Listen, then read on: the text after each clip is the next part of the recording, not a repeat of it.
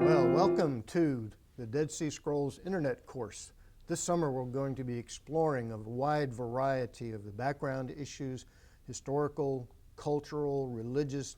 of the group that founded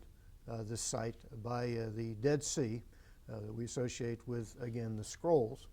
This is a group of faithful Jewish leaders who founded this unique settlement near the Dead Sea, near the northwest corner, somewhere in the middle of the 2nd century BC,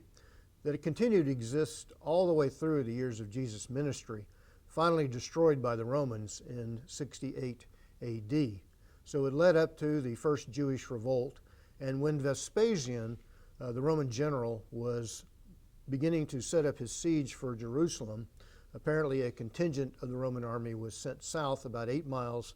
to this site that we know as Khirbet Qumran, and the site was destroyed because they apparently had some association with the Jewish rebels that we'll talk about later in the course, because some of these sectarians made their way to Masada and joined in the revolt group that was finally taken down with the conquest of Masada by the Romans around 73 or 74 AD. In this course, we're going to explore a variety of the scrolls that we found there. Not only the biblical texts, which are probably the most famous texts of that, but substantial copies of a variety of other books, such as the apocryphal books of Jubilees, pseudepigraphic texts such as Enoch, Melchizedek, testaments of the 12 patriarchs, and others, in addition to their own compositions of the lifestyle, rules, and regulations governing the sect and its founding, as well as commentaries on biblical books and other documents.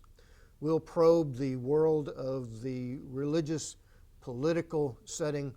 again, of this period between the Testaments, beginning in the middle of the 2nd century BC, in the context of the Hasmonean Jewish leadership,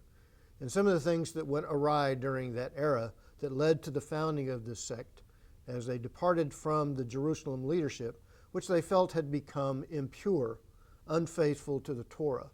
And so we'll explore the theology and philosophy of the sect, including their own hermeneutics, their way of interpreting Scripture, which evidenced their perspectives on God's handiwork in history, which they believe was coming to fruition in their day.